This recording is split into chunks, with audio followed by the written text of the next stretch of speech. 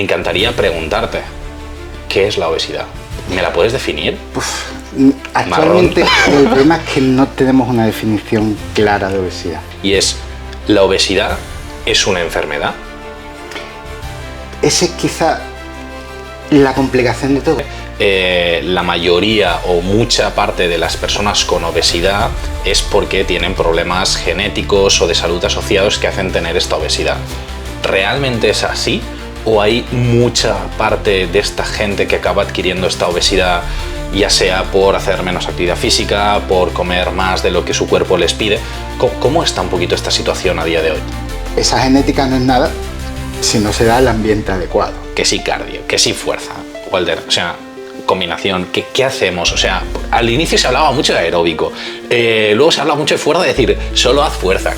¿Qué hace la gente? ¿Qué debería hacer? Es que, vamos, ¿Te gusta esto? Te veo la sonrisita. Aparte en la estética, hay gente que le puede ir bien, pero puede ser un mal consejero. Hoy tengo conmigo a Walter Suárez, especialista en ejercicio físico, obesidad, diabetes. Vamos a hablar de un montón de temas, también tirando a la actividad física. Me hace mucha ilusión tenerte por aquí. Nos vimos ayer en el congreso, las jornadas que hacían sobre nutrición deportiva aquí en Barcelona, y te dije, vente, charlamos, y en el fondo me he venido yo aquí, que tenías ahí apartatel, y hemos venido a charlar. Walter, ¿cómo estás? Muy bien, muy bien. Y muchas gracias, que además ha sido todo, como has dicho, sorpresivo. Un pim pam ahí, pim pam. Total, me encantaría que te presentaras un poco en una frase, porque me has matizado esto, ¿no? Decir yo soy especialista, no experto. Cuéntame un poquito de esto. Claro, porque siempre me ha molestado mucho, ¿no?, la banalización de ser experto en algo. Es decir, llevas décadas de tu vida especializándote en un área concreta y ahora pues prácticamente todo el mundo es experto y hay muy pocos especialistas. Ok, y a partir de ahí te has metido a fondo precisamente en esta parte de ejercicio físico, de obesidad, diabetes. Sí. ¿Cómo definirías un poquito tu trabajo? ¿Cómo te definirías tú un poquito, fuera de esta frase? ¿A qué te dedicas en tu día a día? A eso, al ejercicio, normalmente ya en casos más complicados de obesidad y de diabetes. ¿Qué te llevó a meterte en este mundo, en este caso? Bueno, en verdad yo vengo del ámbito deportivo, y algo que me llamó mucho la atención fue que la gente que tenía obesidad, pues siempre el primer paso era el ejercicio aeróbico. Aeróbico para perder grasa, ¿no? Y claro, en rendimiento o en deportes, ¿no?, como ya podría ser el culturismo y demás, es como todo lo contrario. Vamos a potenciar la fuerza y el aeróbico lo metemos muy al final y muy en las últimas fases. Total. Entonces, claro, dije, oye, ¿por qué no estamos entrenando a estas personas cuando realmente lo que necesitan es preservar la masa muscular? Y también pueden hacerlo así con todas las mejoras que ellos tienen. Y por ahí ya me empezó a picar la curiosidad. Y tuve la suerte de conocer a uno de los profesores de la Universidad de Sevilla, Antonio Jesús Sánchez Oliver, y a partir de ahí pues, empezamos a hacer algo de investigación al respecto. Luego ya vino la SEDO y luego ya vino todos los grupos médicos y demás. Molto bene. Además de especializarte en esto, yo empecé a conocerte a ti de forma totalmente virtual a través de las redes sociales, con una parte muy de divulgación, de comunicación científica, ¿no? En este caso como más dirigida a interpretar papers y a hacer este tipo de comentarios. Sí que en los últimos años, ¿no?, como más encarado a esta obesidad, diabetes y demás, me encantaría preguntarte, ¿qué es la obesidad? ¿Me la puedes definir? Actualmente el problema es que no tenemos una definición clara de obesidad. De hecho, no sabemos poner la línea que separa claramente lo que es no patológico de lo patológico. Y eso hace que tanto los puntos de corte, umbrales para pasar de un lado a otro, sean bastante difusos.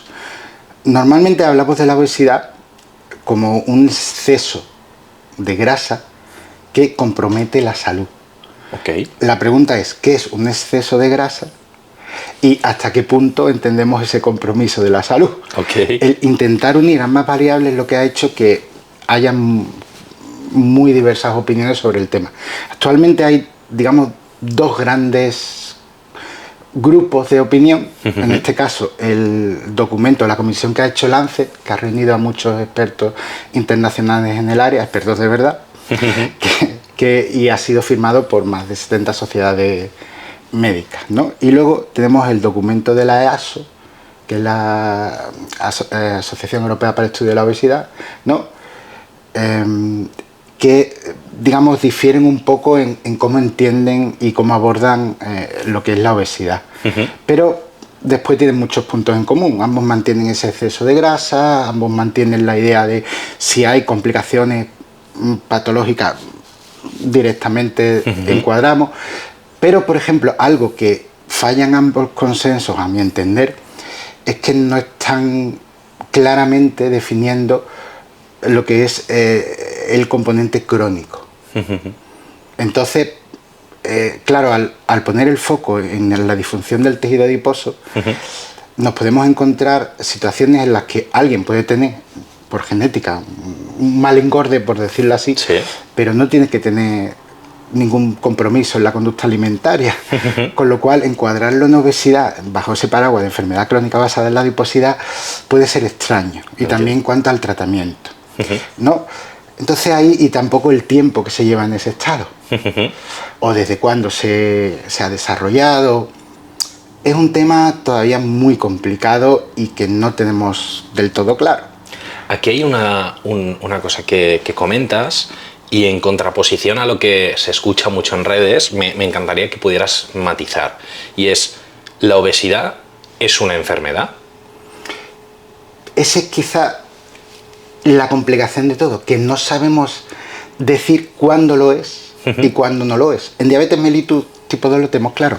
Marcamos la glucemia, vemos, hacemos un par de puntuaciones, tanto usando la hemoglobina glicosilada, es una prueba de tolerancia a la glucosa, o vemos una glucemia en ayunas o en cualquier momento. Si hay síntomas además, pues nos ayudan a definir diabetes tipo 2 o otro tipo de diabetes, ¿no? Pero es que en obesidad, desgraciadamente, no lo tenemos tan claro, no tenemos unos umbrales exactos en los que decimos sí o no. De hecho, es ese exceso de adiposidad más anormalidades ya metabólicas, la EASO incluye psicológicas, físicas, pero por sí sola la grasa o el porcentaje no nos está diciendo cuándo es y cuándo no es.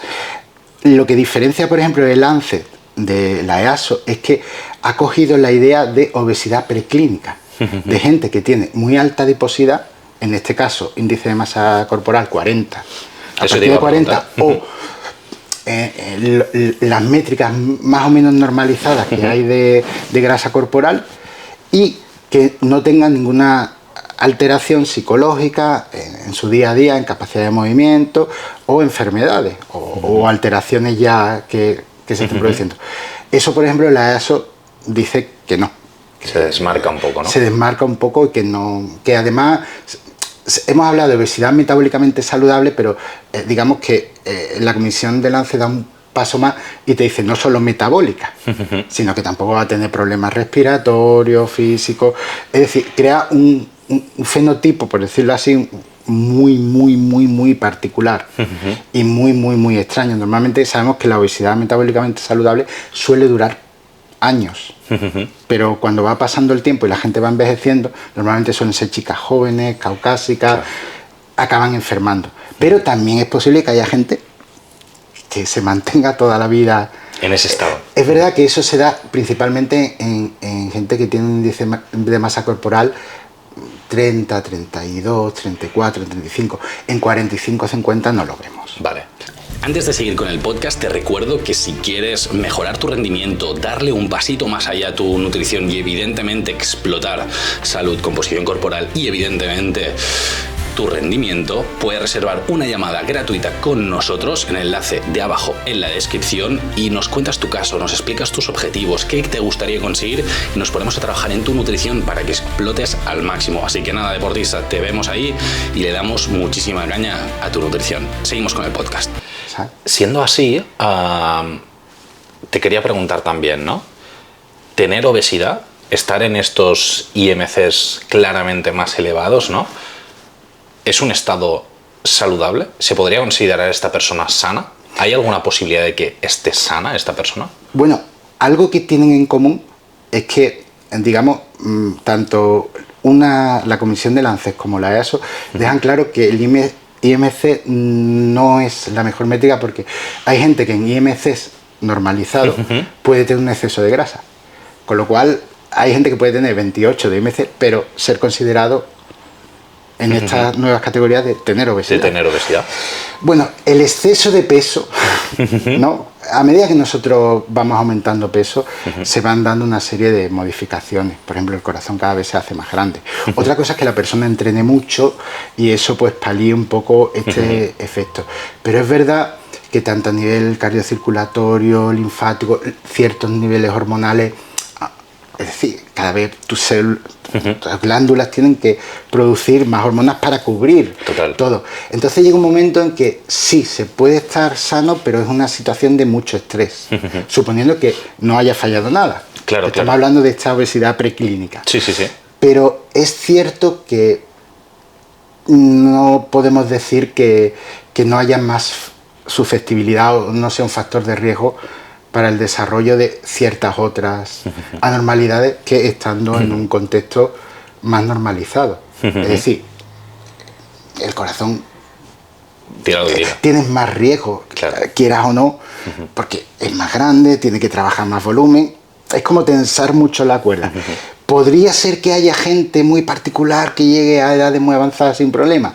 Sí, pero es un tema una minoría, quizá, complicado, ¿no? Sí, y además partimos de la base de que deberían más o menos mantener unos niveles de actividad física más significativos, ¿no? Entonces es complicado.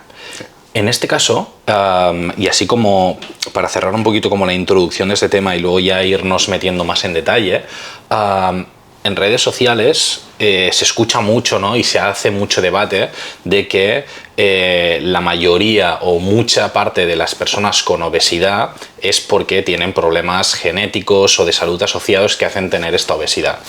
¿Realmente es así? ¿O hay mucha parte de esta gente que acaba adquiriendo esta obesidad, ya sea por hacer menos actividad física, por comer más de lo que su cuerpo les pide?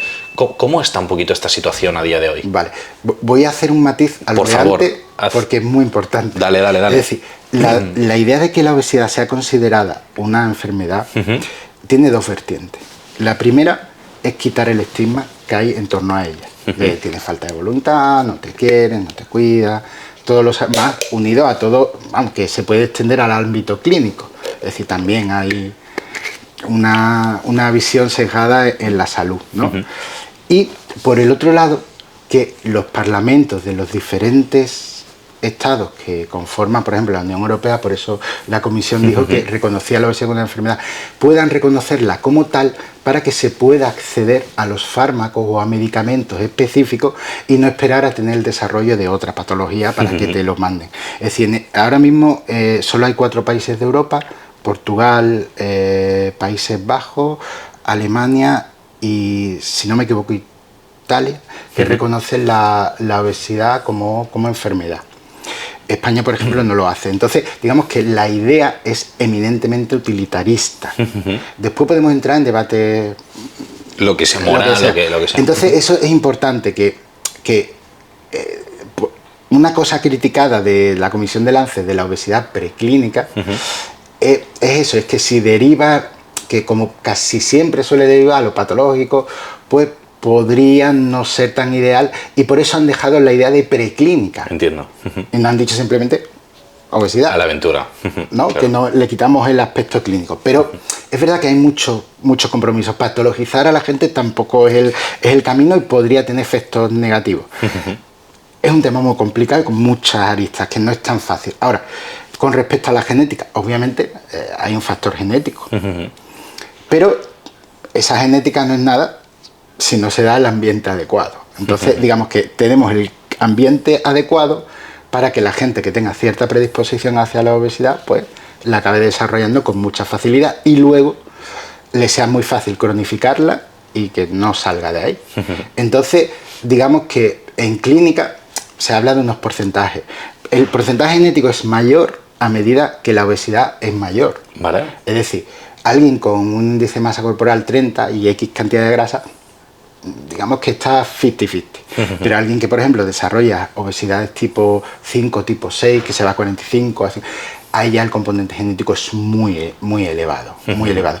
Y luego, dentro de la obesidad, algo que todo el mundo está de acuerdo que son patologías, son los que se llaman obesidades monogénicas, sindrómicas o hipotalámicas. Es decir, una obesidad que o hay un gen diana específico, se ve alterado, y desarrollas obesidad. Sindrómica, que hay un conjunto de genes que se alteran y que dan obesidad, por ejemplo, un hipercortisolismo por un síndrome de Cushing, un síndrome de Prader-Willi, un Bild-Lebet, que son síndromes que, aparte de obesidad, causan otra serie de problemas, pero están. Y luego lo que es la obesidad hipotalámica, que hay síndromes que alteran el hipotálamo a nivel estructural y o también se puede coger por una intervención, una radioterapia, a lo mejor por algún tipo, un tumor o un accidente que dañe áreas del hipotálamo que controlan la conducta alimentaria y entonces se desarrolla obesidad. Esos tres, nadie duda de que no sean contextos patológicos. El resto es una mezcla de ambientes y genética. Claro, pero ambientes es todo. De hecho, ahora ha surgido la idea del exposoma, es decir, cuánto tiempo permanecemos en ese ambiente, pues también determina la facilidad o susceptibilidad de estar. Es decir, alguien que viva en una zona rural, súper guay, idílica, fantasía, sí, magia, pues no tendría un exposoma tan alterado como alguien que desde chico está en una zona. Incluso lo del ambiente obesogénico es falso. El ambiente es genérico, pero luego tú, si te has criado en una zona marginal, vas a los recursos, donde a lo mejor o has vivido o experienciado malos tratos, no es lo mismo que si vives en una zona súper guay, todo. Es decir, es el mismo ambiente, pero hablamos después ya de microambiente. Y los determinantes sociales de la salud, tenemos clarísimo que en barrios donde hay pocos recursos se crean guetos metabólicos y hay mucha más susceptibilidad de las enfermedades del siglo XXI. Entonces, es un tema complicado. Centrarse en lo individual no es el camino. Claro. De hecho, Margaret Chan, que fue presidenta de la OMS, ella decía que todos los ministros son ministros de salud. Sí, claro. Que salud es más bien clínica, pero que salud, todos los ministros. Me encanta, ¿no? Y al final, cuando charlo mucho con mis deportistas, siempre hablo, ¿no?, de la importancia del ambiente, del entorno. Ahora comentas, ¿no?, que es algo fundamental y que drásticamente afecta, ¿no?, con estos guetos metabólicos. Me han parecido súper interesante este concepto, ¿no? Decir, ostras, es que si vives en una zona concreta, ¿no?, con un entorno concreto, la probabilidad, ¿no?, de exponerte en esta zona pues es más alta o más baja. En este caso, y ya tirando un poquito más a tu función más específica a nivel profesional, me encantaría hablar también un poquito de estos inicios, ¿no?, sobre el ejercicio físico para lo que es la bajada de grasa corporal. Se habla mucho, que sí cardio, que sí fuerza, Walter, o sea, combinación, ¿qué hacemos? O sea, al inicio se hablaba mucho de aeróbico, luego se habla mucho de fuerza, de decir, solo haz fuerza. ¿Qué hace la gente? ¿Qué debería hacer? Es que, vamos, te gusta esto, te veo la sonrisita, ¿eh? Sino que me parece un debate que acaba siendo estéril. Es decir, porque considerar el ejercicio como calorías o como para perder grasa es no ver todo lo que aporta y para lo que es realmente interesante. Cuéntanos. Es decir, no hay órgano que no se vea beneficiado por el ejercicio físico. A todos los niveles aporta muchos beneficios. Ahora, ¿qué es lo mejor? También es una pregunta capciosa porque tenemos que ver el contexto individual y la persona. Total. Entonces, a partir de ahí, ya lo vemos. Obviamente, tenemos claro que si hay una deprivación alimentaria o un elevado consumo por parte del ejercicio, se va a producir una pérdida de grasa. La pregunta es, ¿qué es lo que mejor le va a la persona y lo sostenible que es? Hay la gente que dice, vamos a hacer ejercicios interválicos de alta intensidad. Si llegas a esa alta intensidad, si puedes, porque no es tan fácil, ¿cuánto tiempo lo vas a mantener? Entonces, una estrategia puede ser incluso buena para un momento puntual, es decir, aquí quiero pegar el último recorte o meter aeróbico de bajo impacto porque me va bien, pero claro, tienes que encontrar el factor hambre, el factor si estás en una deprivación alimentaria.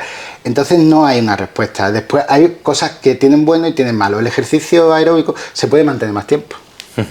Entonces, si lo miras en el consumo energético, dices, vale, lo puedo mantener más tiempo. El entrenamiento de fuerza ayuda a preservar mejor lo que es la masa muscular y la masa ósea. Y entonces tienes que buscar un equilibrio y decir, pues, ¿qué estoy buscando o no estoy buscando? Y adecuarlo a la realidad de la persona. Si es un atleta, pues, obviamente tenemos que ver también que no comprometa el desempeño deportivo. Totalmente. Con lo cual es una respuesta un poco de, tío, ¿de quién me estás hablando? Y es lo que vamos a hacer. De hecho, importa ahora, por ejemplo, una cosa que a vez le damos más importancia es no solo a la actividad física o el ejercicio físico, sino a romper el tiempo en sedentación. El tiempo sedentario. Súper interesante. Sedentación o tumbado. Sí, sí. Entonces vemos las dos asas, aumenta tu actividad física y reduce el tiempo de sedentación. Y eso hemos visto que incluso potencia, es decir, está todo el día tumbado y luego entrenar, a nivel metabólico no tiene nada que ver con una persona que no ha estado todo el día tumbado y después se va a entrenar. Que va haciendo el tuntún, ¿no? Ni Sí, que se vemos haga incluso un poquito, mejoras metabólicas. Entonces, vemos las dos asas. Y no es tanto por una explicación de el gasto energético. ¿Sabes? Es una serie de alteraciones que tú estás provocando a nivel hipotalámico, ¿no? Que hace que las hormonas pues actúen de una forma un poquito diferente. Me encanta. Justo ayer comentábamos así entre charlas, que me pareció súper interesante, y digo, me la apunto porque quiero que lo comentes aquí, ¿no? Y es los beneficios, fuera de lo que es la bajada de grasa corporal, un poquito independientemente de más cardio aeróbico, ¿no? O más ejercicio de fuerza, los beneficios más específicamente de cada uno, ¿no? Hablabas de que el aeróbico nos permite más capacidad cardiorrespiratoria, el de fuerza más, lo comentabas ahora, ¿no? Mejor mantenimiento de masa muscular, masa ósea. ¿En qué puntos, en función de grados de exceso de grasa corporal, potenciarías más uno u otro o harías combinación? Normalmente la obesidad cada vez se está priorizando más. Incluso en clínica cada vez tiene más valor el entrenamiento de fuerza precisamente por la preservación de la masa muscular y la fuerza. Muy importante y sobre todo cuando hay contextos patológicos que alteran y dañan tanto esos tejidos. La diabetes, si nos ponemos en cáncer vital, porque además la caquexia es muy común. Es decir, nos damos cuenta que en casi todos los contextos de las enfermedades actuales el componente muscular es muy importante y por eso se le está dando ahora tanta importancia. Pero no podemos olvidar todo lo que es el elemento cardiorrespiratorio, vascular, que el ejercicio aeróbico. En realidad lo ideal sería hacer ambos, pero normalmente si nos enfocamos en obesidad, lo que se suele hacer es, como ejercicio físico, normalmente fuerza, ya vemos cómo lo hacemos, si es en grupo, individual, si hacemos un circuito, si vamos a aspectos concretos, y se empieza a potenciar, aumentar la actividad física y romper el tiempo en sedentación. Luego esa actividad física parte se podría convertir en ejercicio físico, es decir, ya pautado o no, pero lo que se potencia es que la persona sea más activa. Se mueva más. Es decir, no hablamos de 10.000 pasos al día porque en ciertos grados es casi... Es imposible. Es muy difícil y además agotaríamos para lo que nos interesa, ¿no? Pero que sí, que si la gente dice, oye, pues voy en bici al trabajo, genial, voy... Y después ese entrenamiento aeróbico se puede ir metiendo en lo que es el entrenamiento base de fuerza. Pero es una forma de hacerlo. Claro, claro. Si alguien dice, no, es que yo quiero hacerlo de otra forma, pues tú se lo puedes explicar. Pero si no hay, no lo consigues, pues, total. O derivas a otro profesional o quiero contigo, pues vamos a adecuarlo a la persona, porque al fin y al cabo es la vida de la persona. Lo ideal es que la gente no tendría que hacer ejercicio físico, nos lo hemos tenido que inventar. Lo ideal es que la gente hiciera actividad física. Pero bueno, la idea también es el acto pedagógico, de que tú vas a estar un tiempo con esa persona y luego le dices, esto después yo te voy a enseñar a entrenar. Primero nos vamos a ir a cuestiones clínicas claras, cosas que tenemos que mejorar. Por ejemplo, si alguien viene con diabetes tipo 2, que acaba de ser diagnosticado, pues tenemos que ver si podemos dar una remisión de la diabetes tipo 2. No, iba a decir reversión de parte de la sintomatología, pero remisión, porque no se cura la diabetes. Pero buen matiz para que nadie se... Es decir, de hecho, digamos que el daño que hay a nivel de páncreas, daño real, no sabemos si se llega a reponer del todo. Si sabemos que hay células que producen insulina, las células beta, que se desdiferencian a otros tipos celulares y luego, cuando se da esa remisión, vuelven otra vez a hacer células, en ese paso, a hacer células beta, pero las que mueren, las de apoptosis, no tenemos claro que se recuperen y no tenemos estudios para decir se va a normalizar todo. Y de hecho, mientras más tiempo se permanezca en diabetes mellitus tipo 2, es más difícil que se dé una remisión. La diabetes tipo 2, la remisión parte de perder grasa en el hígado y perder grasa en el páncreas. En el hígado se normaliza la producción de glucemia y no tenemos esa glucemia tan elevada. Y en el páncreas, pues controlar las subidas de glucemia y que haga la función que debe. Pero sabemos que a medida que más tiempo se permanece en diabetes es más complicado. Claro.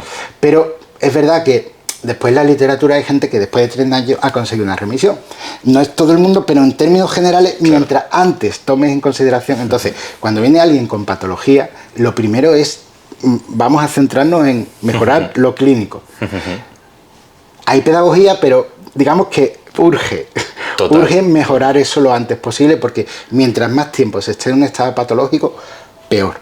Incluso si se da una remisión de la diabetes, aunque luego se vuelva a tener diabetes, ese tiempo que no hemos estado en hiperglucemia, después vemos que años en 10 años posteriores vemos que hay ciertos marcadores que están mejores y hay menos riesgo de ciertos eventos. Entonces, eso es lo primero. Y luego lo pedagógico, de que la persona sepa entrenar. Y ya pues siga por su lado. De forma no autónoma, va a ser un ¿no? especialista, ni mucho menos, pero le sirve para orientarse y decir, oye, pues me gusta. Que sea autónomo como para poderlo hacer. Sí, de hecho, pim pam. O sea, yo no busco que entrene, busco que haga actividad física. Te entiendo. En este caso, en consulta, me comentabas, ¿no? Ostras, que a ti te llegan casos ya más complejos, sí, vamos a decirlo así. ¿Cuáles crees que son los errores más graves que cometen las personas que buscan bajar esta grasa corporal de forma rápida? Claro, el problema es que basarte en la estética, hay gente que le puede ir bien, pero puede ser un mal consejero. Sorprende. Entonces, quizá, sí, obviamente, un chico que va, o una chica con 20 años en gimnasio no va por salud, porque no tiene problemas de salud, en términos generales. Sí. A menos que tenga mala suerte y no se pesa después de la clase de spinning pensando en la salud, ¿sabes? Sino en lo que ha perdido. No, yo a la gente le diría que realmente no pusiera el foco en eso, sino pusiera el foco en todo lo que voy a mejorar. Aprender a comer, aprender a cocinar, aprender a entrenar, moverse más. Luego, si realmente hace falta centrarnos en perder grasa, pues nos centraremos, pero que en un primero no sea ese el foco, porque hay veces que puede ser mal consejero. Claro. Que sea todo lo demás, mejorar la salud en general, porque si no, acaba siendo algo muy adscrito a temporalidad o muy adscrito a unos contextos concreto, muy específicos, y a veces es como cuando, en el caso contrario, en masa muscular, quiero ganar 5 kilos de masa muscular. ¿Y por qué 5? ¿Por qué no 6, 7, 8? En ti, es decir, porque ese número mágico. Llámame loco, ¿no? Que has sacado de tu cabeza, sí. ¿No? Y además, ¿de dónde? ¿En qué proporción? Sí. No, pues esto es igual, quiero perder 5 kilos o 10 kilos, tengo que perder 20 kilos. Tú así. Bueno, espérate, vamos a ver si realmente hace falta y cómo hace falta. ¿No? Entonces, yo creo que el problema de la obesidad sigue siendo que nos centramos demasiado en el peso. De hecho, los mismos fármacos que están saliendo son específicos, es decir, se están vendiendo para perder peso. No se están planteando como vamos a tratar un contexto clínico en donde no hay una buena regulación de la ingesta alimentaria por muchos motivos y vamos además a potenciar todo lo que no es farmacológico. Mal decir, branding, aquí esto no, a la gente no le gusta eso. Eso debería ser como total. No lo utiliza para adelgazar. Sí, te entiendo. Nos hemos equivocado. ¿Cuáles son las...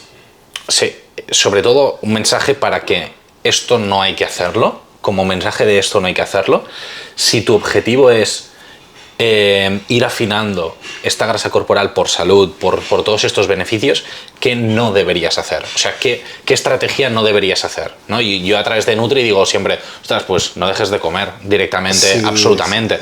No sé si se te ocurre alguna estrategia o cosas que te hayan llegado a consulta y decir, esto no lo hagáis nunca, por favor. Mira, hay un investigador muy gracioso, Mosafarian, que siempre dice, no entiendo la discusión entre cuál dieta o cuál intervención es la mejor cuando lo ideal es que haya muchas que funcionen. Para que entonces, a mí no me importa tanto, aparte de que no es mi campo, cómo la gente utilice o no la nutrición. Lo que sí diría a la gente es asegúrate de que, o si es una estrategia puntual, lo tengas claro, pero si no, no lo conviertas en una jaula nutricional. Porque actualmente en redes y en todo se ven muchas jaulas nutricionales. Es decir, hay gente que dice, yo hago dieta cetogénica por salud. Dice, vale, lo entiendo, pero si no hay nada o no es una estrategia puntual, ¿por qué tienes que estar en cetosis? Porque es más saludable. ¿Pero por qué? Es decir, te has creado una jaula nutricional que hace que no puedes hacer... Y te puedes autoconvencer todo lo que tú quieras. Pero digamos que la nutrición tiene que tener una flexibilidad que muchas veces se carece de ella cuando nos metemos en esa jaula. Ahora, por ejemplo, hay mucha bibliografía que relaciona a los ultraprocesados, especialmente los que son altos, pero de ahí a convertirlo en un atentado a la salud, de decir un día, hostia, pues he visto un donut que puede ser hecho artesanal. Sí, pero vamos al comercial, estoy saliendo y me apetece. Bueno, pues no pasa nada. Disfruta. Es decir, al revés, pasaría si tú encima lo tomas y ya empieza el ruido de lo he hecho mal, no debería, tengo que entrenar. No, eso es un problema, eso es crearte una jaula. Yo a mis pacientes, cuando un día se van a comer fuera, se comen alguna cosa así, siempre les decimos lo mismo a nuestros deportistas. Le haces una foto y me dices, Javi, mira que me estoy tomando y tú no. Y a partir de aquí sigues como si no hubiera pasado nada, ¿no? Y por ahí al final hay que disfrutar también de ciertas cosas y al final, es que la comida está para eso, ¿no? Sí, es que además muchas recetas dicen, es que está pensada para que esté buena. Total. Nadie está pensando en las características nutricionales que tiene que tener. Total. Entonces yo creo que ahí puede haber un problema y a la hora de perder grasa es muy fácil meterse en un mundo demasiado matemático, de todo tiene que cuadrar, todo es perfecto. Cuando dice, hijo, es que incluso el gasto metabólico basal lo hemos medido en unas condiciones que no tienen que ser las tuyas de día a día. Con lo cual esto cambia de un día a otro, que has dormido menos, estás más estresado, hace más calor, más frío. Es decir, es una idea, es una aproximación, no es algo exacto. Y además cuando empieces a adelgazar habría que corregirlo prácticamente a la semana. Con lo cual, hazte una idea, intenta plantearlo de otra forma. Completamente. Y si es un entorno clínico, pues tener cuidado en lo que hacemos. De hecho, esto es algo que no sabe la gente.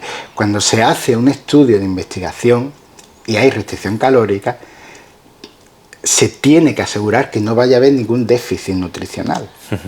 Top. Es decir, todos los estudios de investigación pasan un comité de ética que asegura que no va a haber efectos deletéreos para las personas que participen en los mismos. Es decir, desgraciadamente, eso no se traslada al día a día. Hay gente que puede hacer muchas cosas que no ha pensado en eso. Y si se pueden dar deficiencias y si partía de una mala alimentación, pues encima podemos aumentar las deficiencias. Entonces, no es que todo el mundo tenga que ir a un profesional de salud, pero hay ciertos que si no saben nada, pues igual una asesoría no viene mal. No va mal, ¿no? Aquí de vez en cuando tú irás... No, que yo muchas veces hay gente que le digo eso. Digo, oye, pues en vez de pagar a un profesional para que te haga algo, paga una hora, apúntate preguntas y pregúntale. Completamente. De hecho, yo eso lo hago con mucha gente, que a lo mejor me dice, y tengo dudas. Pues mira, vamos a hacer una asesoría, yo te doy después la bibliografía, te lo doy todo por si quieres tú ir a las fuentes originales, claro. Pero vamos a explicarte cosas. Completamente. ¿Verdad? Y eso sí es mucho más interesante. Completamente. Bueno, alimentaria, entrenamiento, todo. Me encantaría conocer más en detalle cuál es la magnitud, ¿no?, de cuando una persona está haciendo esta transición a ir afinando grasa corporal en casos de obesidad. ¿Qué impacto tiene en la masa muscular y la masa ósea? No sé si lo tienes a nivel numérico, a nivel porcentual, bueno, con un poquito más de data. Evidentemente, cuando se hace bien, se minimizan estas pérdidas, ¿no? Cuéntanos un poquito el impacto que puede tener. Sí, bueno, tradicionalmente, esto ya viene de hace bastante años, ¿no? De Hainsfield y estos investigadores, básicamente sacaron una idea de que en una restricción calórica, digamos que sea normal, 250 hasta 500 calorías, ya dependería de lo que pese la persona, la que ingesta, ¿no? No es lo mismo una mujer de 45 kilos que una persona Buen matiz. No, y de la grasa que se Buen tenga matiz. de base, todo. Buen matiz. No, eso, la edad cambiaría mucho, pero en términos generales se habla de que de ese total, 3/4 partes son grasa corporal y 1/4 parte es masa libre de grasa, en la que está la masa muscular y la masa ósea, entre otros órganos y Totalmente. tejidos. De hecho, el corazón también, y eso es importante tenerlo en cuenta. Apuntarlo, cuidado. De entrenar para evitar. Entonces, mínimamente, ¿no? La gente habla de caquexia muscular y dice, oye, tú sabes que el corazón también es un músculo. ¿sabes? Tiene mucho músculo ahí. Funciona diferente, pero tiene ahí aspectos, ¿no? Excepto el cerebro, que es lo único que no se reduce. Está así. Entonces, pero a medida que sea más intensa la restricción calórica, más masa libre de grasa se pierde. Entonces, claro, la gente que hace restricciones calóricas muy severas, 800 calorías, 1000 calorías al día, pues entonces la masa muscular se va a ver deteriorada y la masa ósea también. Entonces, claro, esto se encadena mucho con la obesidad y con la diabetes mellitus. Ahora mismo sabemos que si se pierde X cantidad de peso, y de ese peso, pues grasa corporal en el páncreas, en el hígado, aunque no tenemos escalas de cuánto peso con tanta grasa, porque depende de la persona, claro, ¿no? Entonces, claro, un riesgo o algo que estoy viendo es que se está potenciando mucho lo de perder peso, pero dices, pero es que luego vas a estar en un estado que si empeoras te vas a encontrar en una base mucho peor que antes. Completamente. De hecho, por ejemplo, el estudio Lockheed, que cogió gente que ya era adulto, cercano a adultos mayores y de ese grupo, que tenían diabetes tipo 2, haciendo una introducción de estilo de vida. La gente que perdió aproximadamente 6-7 kilos, hay alguno que incluso hizo remisión de la diabetes mellitus tipo 2, pues después tenían cerca de un 40% más de riesgo de fractura. Claro. Es decir, y es que no sabemos de la base ósea. De hecho, en la diabetes mellitus tipo 2, sobre todo gente que ya utiliza insulina, vemos que puede tener una buena densidad mineralosa, pero una mala calidad ósea, y tiene mayor riesgo de fractura. Si lo sometemos a una restricción, vale, hemos cometido remitir la diabetes, pero es necesario que el ejercicio físico esté presente para minimizar. No podemos evitarlo totalmente, pero podemos minimizarlo. Y eso es un mensaje que no está llegando. Ahora mismo estamos todos fascinados por lo que hace algo que ya sabemos, que es perder mucha cantidad de peso en ciertos contextos metabólicos.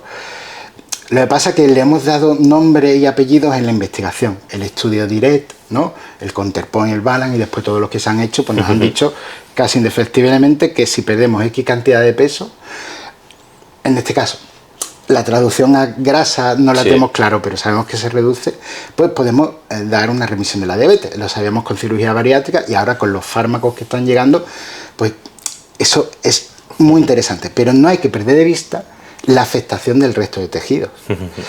Y en este caso, pues vemos que el tejido muscular y el óseo se pueden ver bastante deteriorados. ¿Esto tiene relevancia clínica?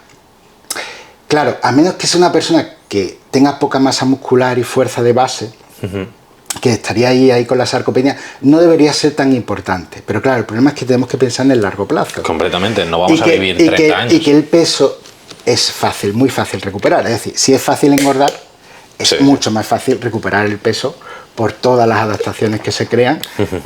Entonces, esto tenemos que verlo a largo plazo, ¿sabes? Y a lo mejor en ese momento no tiene tanta trascendencia clínica, pero 10 años después, pues sí puede tenerlo. Hay cositas ahí que claro, hay que tener en imagínate cuenta. el caso de una mujer que a lo mejor está en un periodo perimenopáusico, pues igual no le venía nada bien mal al hueso encontrarse con 2 eventos concatenados.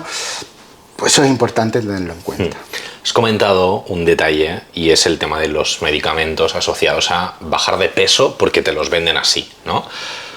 A día de hoy, ¿qué tipo de medicamentos están aprobados para tratar esta obesidad y un poquito cómo actúan? Aquí en España, al menos. Para la obesidad actualmente se están utilizando lo que son agonistas del receptor de GLP-1. GLP-1 es una hormona intestinal, es decir, cuando comemos se emiten varias hormonas, ¿no?, que llamamos incretina, y que lo que hacen básicamente es regular el tránsito digestivo, ¿no?, enlentecen un poquito el aparato gastrointestinal, le dicen al páncreas más o menos la carga que va a llegar para cuando llegue esos alimentos a la sangre, sepa cuánta insulina tiene que producir, que es lo que llamamos efecto incretina. Cuando te metes glucosa en sangre o la ingieres, no tiene la misma respuesta a la insulina, pese a que debería actuar más o menos similar, ¿no? A priori. Sí, pues eso sabes que deben quitar. Y también en el cerebro, pues dice que ya estás comiendo, que pares un poco el ritmo y dan un poquito quitan un poco el apetito y también un poquito el ansia de comer. Diferente, ¿no? Eso que a veces llamamos hambre más hedónica, ¿no? Aunque lo hedónico y lo fisiológico está integrado ahí, pero... y eso de separarlo totalmente es muy complicado. Entonces, primero se usaron en diabetes mellitus tipo 2 porque veíamos más por el impacto que tenía en el páncreas. Pero luego se empezaron a usar, al principio eran sintéticos, ¿no? Porque las hormonas pancreáticas duran minutos en sangre porque rápidamente se quitan de en medio. Entonces se usaban inhibidores de las enzimas que la quitan de en medio, luego se usó lo que es un sintético y ahora estamos directamente emitiendo moléculas que se unen a los receptores por los que estas hormonas actúan.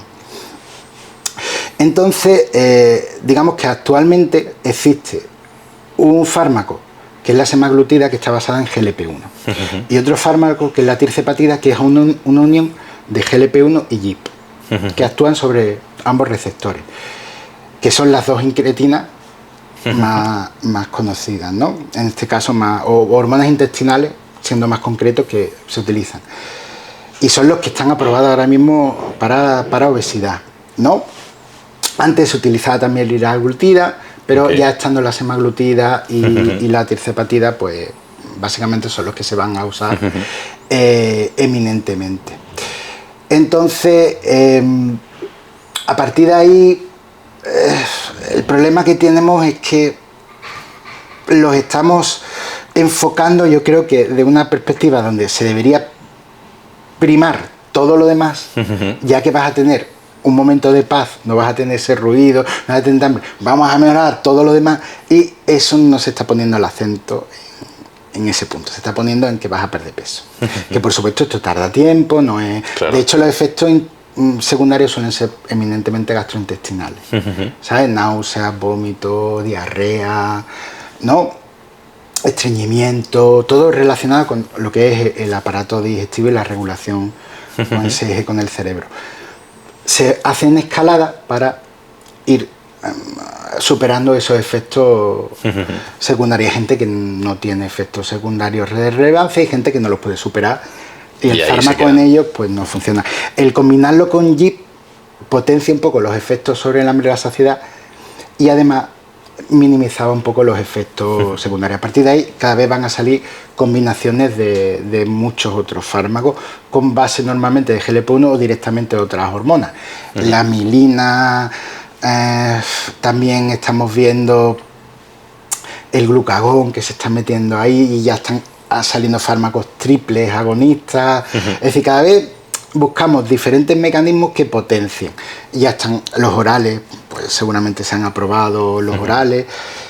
Es decir, el universo farmacológico que está por llegar es muy extenso en combinaciones con fármacos, con bases que pueden ser GLP-1, incluso ya hay fármacos que no solo tienen GLP-1, tienen otra serie o son directamente diferentes. Y el bimagruma. Sí, exacto. De eso te iba a preguntar. Del Ozempic un poquito, que nos cuentes cositas, porque quizá inicialmente no estaban específicamente para perder peso concretamente, pero muchas veces se acaban dando para Claro, un problema que tienen todos estos fármacos es que ni protegen ni afectan deleteriamente a la masa muscular.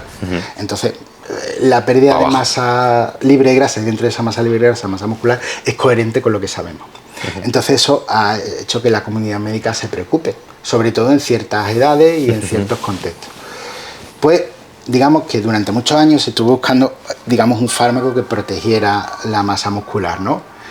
La testosterona no era una opción porque podría tener efectos secundarios y fuera de hipogonadismo, pues no, es decir, que no produce suficiente, pues no está planteada, ¿no? Entonces, utilizando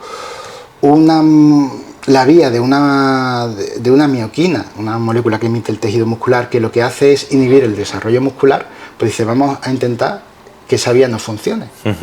Y así permitimos que haya un desarrollo muscular, o en este caso prevenimos que se pierda tanta masa muscular. Y se creó el bimagrumab, que es un anticuerpo monoclonal que se une a los receptores de la vía del activina 2 y la anula. Pero además nos encontramos que también tiene cierto impacto metabólico y que además regula el hambre un poquito a la baja, es decir, quita un poquito de hambre, cosa que no se tenía tan claro, pero digamos que se ha adolecido mucho tiempo de pensar que solo el tejido adiposo era el que regulaba la ingesta alimentaria por este día del lipostato o adipostato, ¿no? Pero sabemos que el cerebro lo que regula realmente no es el peso corporal, sino la cantidad de tejidos que tenemos en el cuerpo. Por ejemplo, un edema no causa una inhibición del apetito, igual que un astronauta en microgravedad no tiene hiperfagia y empieza a comer vorazmente porque pesa menos. Es decir, es la cantidad de tejido, y el tejido muscular pues impacta muy sensiblemente en el apetito. Sabemos que, al menos ya sabemos que la miostatina parece ser uno de ese elemento de todo ese eje de regulación del apetito. Claro, la idea de este fármaco, pues la proyección era contextos patológicos que afectaran a la masa muscular, ¿no? Caquexia, sarcopenia, pero también se ha usado en obesidad. Y ahora pues ya hay aprobado un ensayo para GLP-1 de obesidad y bimagrumab, y entonces digamos que todo va a ir, si sale bien, va a ir un poco en ese camino. Y en cirugía bariátrica, por ejemplo, ya se están usando antirresortivos. Ya se ha hecho un ensayo. Es decir, que todo el camino va un poco hacia un escenario que tenemos que tener cuidado cómo lo gestionamos, porque igual en la parte de estilo de vida cada vez importa menos. Claro, y te iba a comentar, en este caso estamos hablando de una sustancia que, por lo que comentas, ¿no?, reduce, o sea, o minimiza las pérdidas de masa muscular.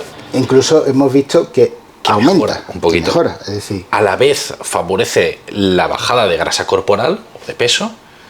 Claro, me estoy imaginando fuera de todo este ámbito, culturismo, categorías por peso, situaciones de lesiones. Extrapolarlo aquí. Bueno, a día de hoy se está llevando ya aquí a modo un poquito experimental. Bueno, eso lo hemos visto con el Ozempic. Es decir, que va a haber mercado negro y que esto se va a ir de madre. Se va por ahí. En parte va a pasar. El cómo lo gestionemos también depende de los mensajes que lancemos. Claro. Entonces, claro, estos fármacos, digamos que están planteados para contextos clínicos. Si nos salimos de los contextos clínicos, primero que como todo fármaco puede tener efectos secundarios, algunos graves. Claro. Ojo, no son muy comunes, pero puede darse. Después, tampoco se hace una buena evaluación psicológica de las personas.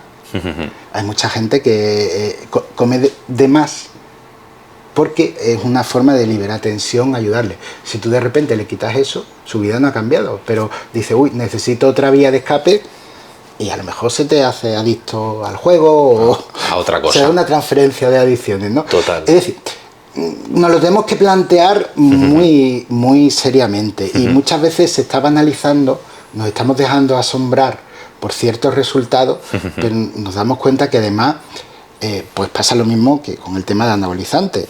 Si tú usas eso y te va bien, vuelve a lo de antes. Claro, pues esto pasa con si tú has adelgazado con un fármaco que, quitando los efectos secundarios, te ha ido bien, después, si tú quisieras hacer otra estrategia nutricional, sin el fármaco te va a ser muy complicado. Hasta el punto que te va a querer. De hecho, una cosa que hacen estos fármacos no solo quitan el apetito, sino esas ansias por comer.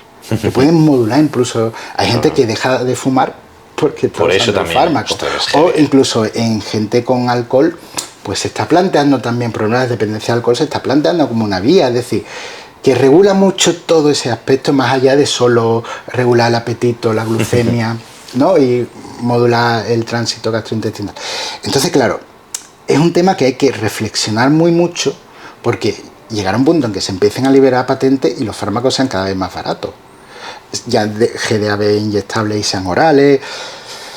Es un tema a plantear muy seriamente. Creo que no se están haciendo las preguntas adecuadas de cómo gestionar esto. Si tuvieras que mandar un mensaje a los organismos que han de hacerse esas preguntas, ¿quién serían? Bueno, lo primero es que si quieres mejorar, y yo no hablo de obesidad como patología, sino todas las enfermedades asociadas a nuestro estilo de vida, tienes que mejorar la sociedad. Eso es lo primero. Vamos. Porque si no, estás poniendo un parche. Que muchas veces trato problemas mentales con farmacología que vienen de problemas que no tienen nada que ver. Por ejemplo, en clínica es muy típico la frase de yo tenía hipertensión hasta que me jubilé. ¿Y tú? Pues hay mucho cuidado con tratar con fármacos cosas que son problemas sociales. Entonces eso sería lo primero. Pero si no tienes otra vía, asegúrate de que esto se haga bien. En términos generales, se hace bien. Es decir, yo no cuestiono a los profesionales de salud, pero es verdad que mucho cuidado con el uso fuera de laboratorio, off-label, ¿no? No das el peso o adelgaza o engorda un poco y te meto, porque es que estamos viendo casos muy... que a lo menos se dice así, pero dice, ay, si pesaras un poco más te podía haber mandado esto. 4 pizzas y 5 donuts y para adelante, ¿no? Es que casi. Mucho cuidado con cómo lanzamos los mensajes, cómo decimos las cosas, porque esto es un fármaco para un contexto clínico muy concreto. No nos salgamos de ahí. No salgamos de ahí, y que la gente sepa que antes se habría tenido que buscar otras estrategias bien hechas. Que eso también sería otro tema, que hay gente que, claro, lo ha intentado, te dice, es que no he respondido a la alimentación, ¿no? Vamos a ver, pero es que ¿qué has hecho? ¿No? La dieta de la piña y no, te va a salir... no, para mí eso no es haberlo intentado o haber mejorado. Y aparte, que la otra parte era lo importante, no el fármaco, porque hay gente que acaba diciendo, bueno, es que yo puedo seguir comiendo a base de pasteles o pizza, porque como voy a comer nada y menos, sí. Y no tengo que cambiar mi relación con la comida. Estoy de acuerdo. Mucho cuidado con eso, porque precisamente eso es lo importante cuando dejes el fármaco. Creo que es un muy buen debate, ya no solo a nivel institucional, que yo de primeras diría que es un debate obligado a que puedan charlar. Es un debate interesante para hacer en las mesas de las casas y de los bares, con tus amigos, con tu familia, de cómo ves esta situación, ¿no? Porque, claro, me encanta porque tú lo comentas, ¿no? Desde una perspectiva evidentemente científica, hablando entre dos profesionales, ¿no? que nos dedicamos a trabajar sobre esto, pero a nivel social creo que también es interesante reflexionar sobre esto, ¿no? Sobre qué priorizas tú, ¿no? Tu salud en global, en todo tu entorno, o vas a lo fácil sacrificando todo el resto y todos los problemas que puedan venir asociados en todo esto. Has comentado un detalle, bueno, no sé si quieres añadir algo aquí. No, bueno, sí decir que el tema, para que veamos la tontería que es analizarlo es por fuerza de voluntad. Hemos visto que, digamos que el hipotálamo es el área central que regula la ingesta alimentaria, muchas otras cosas, ¿no? Sí. Pues hemos visto que a medida que se va aumentando de peso, ciertas áreas del hipotálamo crecen. Y que hay gente que podemos ver ciertas áreas que son más grandes y que cuando hacen una restricción calórica o una cirugía bariátrica no disminuye nada, y eso hace que incluso después de una cirugía reganen el peso. Entonces también es cierto que tenemos que pensar que hay cierto grupo de pacientes en donde estos fármacos seguramente sean de uso crónico, como para la hipertensión, es decir, normalizando la dosis para que esta persona tenga una ingesta alimentaria más o menos normalizada. Es decir, que el tema es muy complicado. Ahora mismo lo que estamos viendo es mucha gente que adelgaza, engorda. Mucho cuidado también con ese yoyoísmo, que en cada... se puede ir deteriorando la composición corporal. Totalmente. Entonces, que es un tema complicado, que los fármacos no han venido a solucionar la obesidad, primero porque hay pacientes que no les van a ir bien, y segundo porque nos podemos encontrar escenarios mucho más complejos. Así que, aunque ahora estamos muy... esto va a revolucionar, sí, está revolucionando el tratamiento, pero cuidado, porque hay gente que no le va a ir bien y tenemos que ver hasta dónde llega. Que tranquilidad y hacernos las preguntas adecuadas. Me encanta que lo puedas comentar para dar a qué pensar, ¿no? Que al final eso también es un poquito lo que busco transmitir con estas charlas, ¿no? El generar un poquito estos debates internos y promover un poquito este cambio, o al menos darle unas vueltas a la cabeza. Comentabas antes un detalle, ¿no? Y es anabolizantes, ¿no? La palabra anabolizantes, y aquí tengo ganas de entrar al final dentro del mundo del deporte, pues nos lo encontramos y hay veces que es divertido, ¿no? En consulta gente que dice, no me estoy tomando nada, y de golpe te dice sí, te lo reconoce, ¿no? Cuando o sea, los cambios no son acordes, vamos a decir, a la normalidad. Me encantaría conocer un poquito, desde tu perspectiva, que me consta que has investigado también sobre el tema, que estás informado y demás, un poquito, ¿cuál es más o menos la frecuencia que nos podemos encontrar de consumo de anabolizantes, de dopaje en general dentro del mundo del deporte a día de hoy? Bueno, es verdad que no soy investigador en este área. Soy consciente. Claro que bueno, vamos, el problema es que en términos generales los anabolizantes, los fármacos, bueno, normalmente suelen tomar de base la testosterona y la dihidrotestosterona, ¿no? O la nandrolona directamente, ¿no? Digamos que lo que hacen es, obviamente van a mejorar en dosis suprafisiológicas la fuerza, la masa muscular, ¿no? Y van a tener también impactos metabólicos.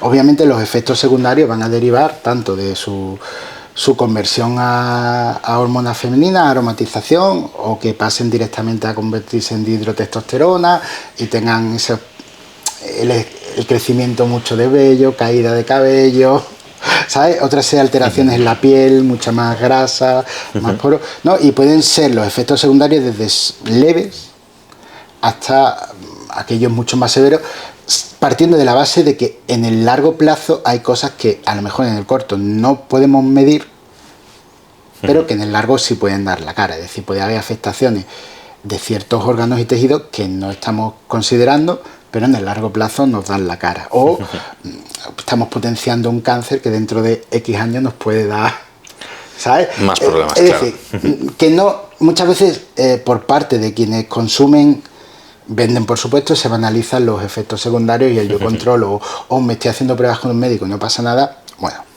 hay pruebas que no te estás haciendo. No sabemos cómo epigenéticamente eso puede modificar ciertos tejidos que luego eso no lo sabemos. Así que no te lo estás midiendo. No es un tema tan sencillo de decir, esto no pasa nada, ¿no?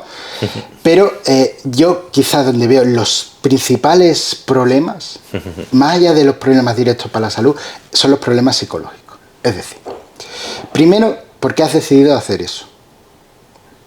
Eso sería una cuestión que uno se debería plantear. ¿Por qué? ¿Por qué hago esto? ¿Quiero más masa muscular? Pero, ¿por qué? ¿Qué te lleva a tomar esa decisión? Porque si la consigues, ¿qué te va a hacer pararte ahí? ¿Ahora qué, no? Y si has superado cierto límite, lo vas a perder.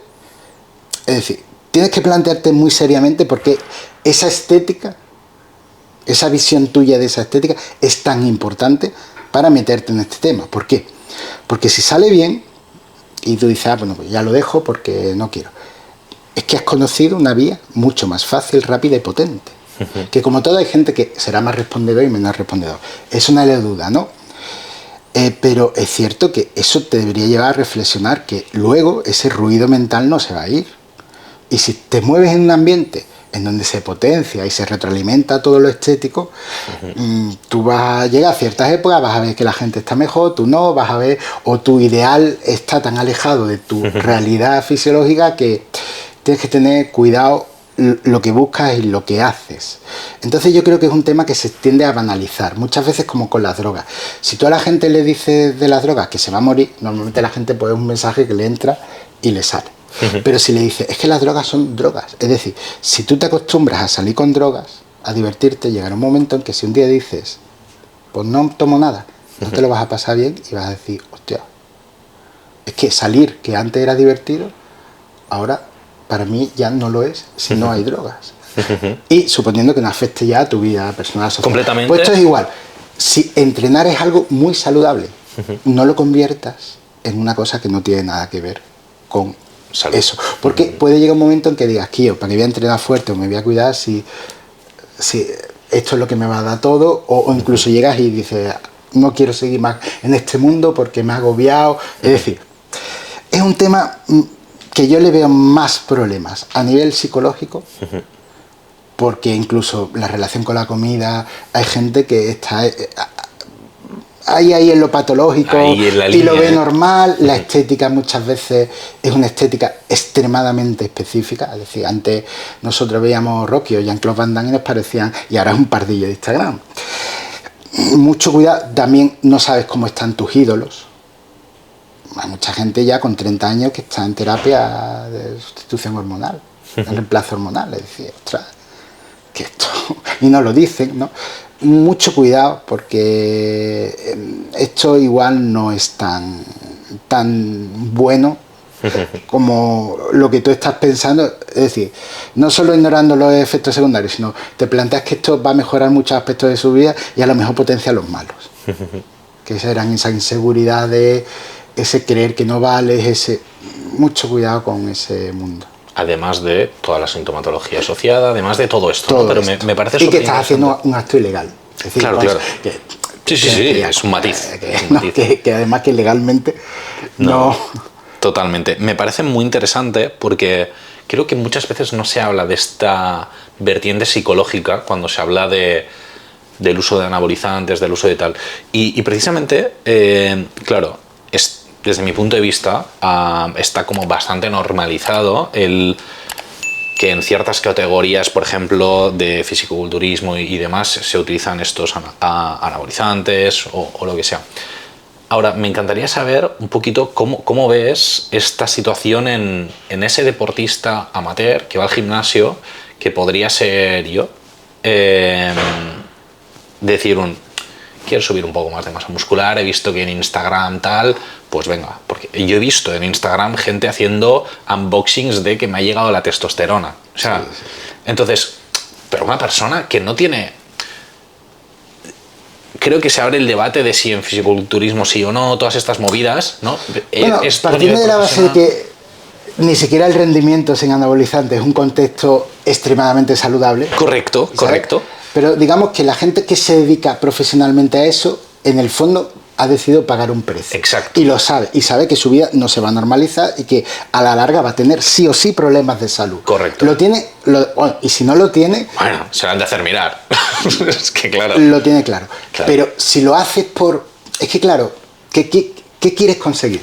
Es que eso es lo que yo no yo entiendo que alguien diga, voy a sacrificar mi vida porque es mi sueño. No lo comparto. Ojo, pero has decidido sacrificar tu vida, ¿vale? Pero si no es un objetivo de todo o nada, porque el rendimiento acaba siendo todo o nada en muchos aspectos y por eso psicológicamente puede ser tan letal para algunas personas. ¿Qué estás haciendo? ¿Qué es lo que quieres realmente? Entonces eso debería... Que yo sé que la estética, obviamente, a gente joven le mueve muchísimo, muchísimo, pero ten en cuenta que la mochila que te vas a poner en la espalda puede ser muy pesada. Por eso, mucho cuidado. Y se está en una época en que cada vez se reflexiona menos. Se está vendiendo muchos ciertos modelos que dice... Visto desde 10 años después, te aseguro que muchas de esas cosas no son así. Te entiendo. Como en tu caso, ¿no? Como especialista en actividad física, por nuestra parte, desde la nutrición deportiva, ¿qué señales nos puede dar un deportista sin decirnos que utiliza este tipo de productos para decir está utilizando? Bueno, realmente, a menos... Claro, tiene que haber una sospecha, ¿no? Si no, es complicado. Hombre, hay ciertos cambios, pero ya son en uso, ¿no? Como la mandíbula, los cambios, ¿no?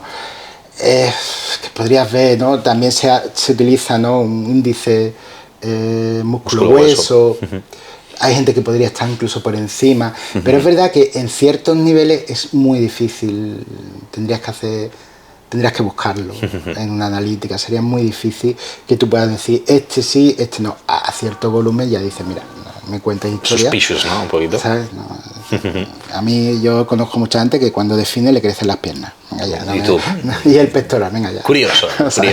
No me vendas la moto, ¿no?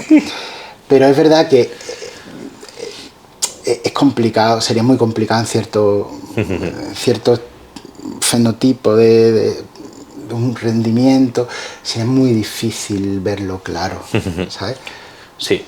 Ahí hemos hablado de un montón de temas. Justo ayer me encantó un detalle que comentabas, ¿no? Y es en el lenguaje que utilizamos cuando se habla del cuerpo de las personas. Sí.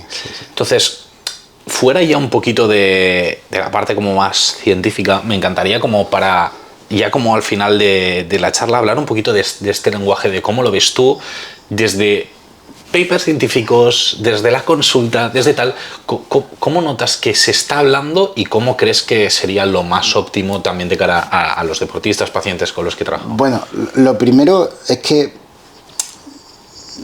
partimos de la base de respeto. Es decir, hay una base de respeto de que yo a alguien no le diga, tío, qué feo eres. No se me ocurre, ¿no? O no me gusta tu ropa. No, pues digamos que las opiniones personales, a menos que sean pedidas, pues no tienen que ser bien recibidas y aparte no, es una falta de respeto, ¿no? Pues aparte de eso, también puede hacer daño a la gente. Tú no sabes la vida de las personas normalmente, ni lo que pasa o dejan de pasar, o no. Que a lo mejor alguien lo ve y dice, que yo te veo más delgado, te veo ojeroso, te veo mal, y a lo mejor está pasando un tumor, ¿sabes? Tiene un cáncer, ¿no? O gente que, por ejemplo, puede tener un síndrome de Cushing, pero como tú no sabes ver ni GIVA ni otra serie de elementos, pues te parece que está gordo y para ti es un gordo sin fuerza de voluntad, sin... Totalmente. Entonces, digamos que eso deberíamos superarlo, porque también implica un juicio moral que no se debería dar. Entonces, a partir de ahí, digamos que esto es mucha educación en las nuevas sociedades. Base. No opines del cuerpo de los demás, porque no sabes, ni tanto en positivo como en negativo. Sí. Debería ser un aspecto de la persona que no debería tener trascendencia, mucha importancia. De hecho, debería tener poca importancia. ¿No? Entonces, esto es un problema, porque ahora mismo estamos virando hacia todo lo contrario. Cada vez le damos más importancia a la estética. Ya la gente no tiene que ser guapa, tiene que ser súper guapa. Ya la gente no tiene que tener una boca bonita, tiene que tener los megalabios, la mega sonrisa. Ya la gente no puede ni envejecer, ¿no? Ya tenemos que tener 60 años y parece que tenemos 40 o 30. Entonces, esto es como un pack indisoluble que está haciendo mucho daño, ¿no? Y es eso, no dar ese juicio moral, porque es un problema que hemos tenido siempre. Juzgamos demasiado a la gente por lo físico. Ese va desaliñado, ese no me gusta. Mucho cuidado, porque eso no es un camino, y en salud deberíamos cuidar más el lenguaje. Totalmente de acuerdo, nada más que añadir. La verdad es que 100%, y creo que se peca mucho a nivel social de estos comentarios, ¿no? De hecho, parte de ese problema es el mismo lenguaje de los fármacos, como para bajar peso. Exacto. Cuando la salud, fíjate que tiene vertientes, fíjate que lo puedes enfocar en mejoras de la composición corporal, por músculo, por hueso, por condición física, conducta alimentaria, todo, y te baja el peso. Cuando hay veces que se pueden mejorar muchos aspectos y el peso no cambia. Incluso ganar masa muscular y perder grasa y no variar el peso. Con lo cual, si encima nosotros ponemos el foco, por eso cuando alguien te diga, pero esto es bueno para bajar peso, yo siempre hablo de composición corporal. Y digo, sí, mira, también, me encanta. Mira, hace años que digo, mira, no hablo de peso porque además se pueden mejorar muchas cosas que no tienen nada que ver con el peso. Antes subía las escaleras y me ahogaba, ahora no. Ya no ronco tanto, ya. Que sí, que sabemos que mucha grasa corporal puede comprometer, pero puedes poner el foco en muchos aspectos que no son el peso y que además fortalecen mucho más tanto la consideración de la persona como sí misma, incluso con la estrategia terapéutica. Por eso digo que eso de opinar de los cuerpos, yo nunca me van a ver a la gente en redes hablando de sí, ¿no? Que no va con, ¿qué hago opinando de? Es ahí raruno, complicado eso. Si no sé nada, absolutamente nada, ¿no? Como la gente. Estamos opinando sobre tal famoso el cambio físico. Y yo qué sé lo que ha hecho, o lo que tenía, o lo que venía de antes, igual lo que está haciendo está bien, o es una auténtica locura. No lo sé. No puedo opinar. Completamente, me parece súper interesante como mensaje. Hemos hablado un montón de cosas. Siempre me gusta acabar estas charlas, y nunca lo aviso para que tampoco te lo prepares demasiado, es que tú me puedes lanzar una pregunta a mí, de lo que quieras, y yo intento responder. Entonces, y nunca aviso precisamente para eso, porque si no ya te pinchas demasiado, Walter. Entonces, te dejo ahí a la aventurita y a jugar. Sobre preguntas, claro. Puede ser de lo que sea. Más en el área deportiva. Lo que tengas curiosidad. Vale, dentro de tu área, ¿qué crees que es claramente mejorable? Como nutricionista deportivo, desde mi punto de vista, creo que hay cada vez más la tendencia de tirar a hacer todo en formato online. Cuando trabajamos con deportistas, yo soy el primero que a raíz del COVID también potencié mucho la parte online. Aún así, ahora sí que estoy bastante contento porque quizá nos movemos alrededor de un 70% presencial, más o menos. ¿Por qué lo digo? Porque cuando trabajamos con deportistas, yo sí que me doy cuenta de que hay dos puntos clave. Primero, el contacto persona a persona delante, ¿no? Que al final esa conexión es diferente que en online, ¿no? O sea, puedes llegar a percibir mucho mejor las expresiones, ya no solo de la cara, de las manos, de los pies, de todo, conectar de una forma mucho más personal y hacer que el cambio que buscamos a nivel de rendimiento mejore mucho, ¿no? Entonces veo que hay una tendencia generalizada de tirar online y eso se pierde. Y a la vez, en la evaluación de la composición corporal. Sí que es verdad que nosotros podemos ver a una persona y pues a través de fotos tú ves, mejora o no mejora, es verdad. Ahora, no es lo mismo evaluarlo así que a través de una antropometría, que al final tienes un nivel de data muchísimo más completa. ¿Qué me dices? No, yo trabajo online y desde Barcelona, y a la gente que está en Madrid le hacemos una antropometría desde Madrid. Mano, y a seguir, me parece estupendo, ¿no? Y hay centros que también lo hacemos así. Pero cuando no es así, creo que sí que es un punto negativo, sobre todo porque creo que el hecho de la conexión con la persona y una buena evaluación de composición corporal, pero lo digo porque te permite tener más datos, ¿no? Entonces, con más datos, más información, puedes ayudar mejor a la persona. Y me da la sensación de que esto antes se hacía muy bien, o se hacía más, y cada vez se va a perder. Y creo que me gusta abogar porque se recupere más o se potencie más. Hay muchas cosas de la nutrición deportiva que creo que se pueden mejorar y que podemos investigar más, pero te digo esto porque me sabría mal que se perdiera. Y desde mi posición, que yo digo, es que justo además hemos estrenado centro en Barcelona apostando por el presencial, apostando por esto, digo, es que se está perdiendo. Sí, yo pienso que en el entrenamiento está pasando algo parecido. Exacto. O gente que no tiene suficiente rodaje en el presencial pasa al online. Y dices, ostras, que hay muchas cosas que no has aprendido todavía. La técnica de ese ejercicio, exactamente. No, e incluso muchos detalles tontos, ¿no? Que no, es como por ejemplo cuando tú quieres valorar cómo se mueve una persona, ¿sabes? El problema es que si te pones en modo test, claro, varía. En cambio, si le dices, oye, ¿me puedes coger la botella de agua? Y dice, vale, ya sé cómo se agacha. Totalmente. Estoy de acuerdo. Claro. Sí.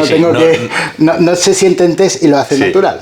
Ya está. Pues hay muchos detalles que tienes que ver, y creo que igual se está potenciando. Aparte de que el ejercicio físico, partimos de la base de que si no se ha hecho una valoración, ¿cómo puedes manejar las variables de entrenamiento? Con lo cual harías actividad física adaptada, pero actividad física. Sí, hay un poquito al tuntún. Y si no vas midiendo cada cierto tiempo cómo va, pues entonces tampoco tienes datos de cuánta carga de entrenamiento le estoy metiendo, poco, mano, pues entonces es un poco diferente. Pero sí, creo que es una transición que el COVID ha acelerado mucho en algunos ámbitos, y quizá tendríamos que haber puesto un poco el freno de mano y hacerlo más pausadamente.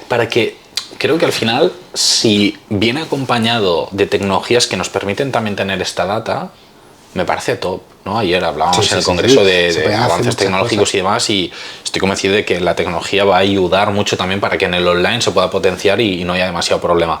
Creo que todavía falta. Entonces yo lo veo un poquito un poquito por aquí. Sí. Hemos hablado de un montón de cosas, Walter, te estoy súper agradecido. Creo que ha sido una charla súper interesante que recomiendo a todas las personas, o sea, da igual si eres deportista o no deportista, que la compartas con toda la familia, que hagáis debates, da igual si es en casa, en un bar, donde sea, porque creo que es muy interesante. Gracias a todos por llegar hasta aquí. Walter, te dejo despedir, o sea, con el mensaje que te apetezca. Esta es tu cámara, bombardealo por ahí. Ah, mira, pues y sí, jugar. pero algo que veo en redes sociales en general. Encanta. Pues a todo el mundo que nos vea, sobre todo a la gente joven, ¿no? Asegurad que vuestros modelos sean buenas personas. Poco más a añadir. Muchas gracias a todos por escucharnos. Recuerda que aquí en el podcast de Dos Cafés para Deportistas, tu rendimiento está en tus manos y nos vemos en el próximo capítulo. Que veas súper bien. Y muy obligados todos a seguirle la pista, ¿eh? O sea, estáis obligadísimos. Ya dejaremos sus redes para que le podáis bichear y ahí a tope. Un saludo a todos. Nos vemos.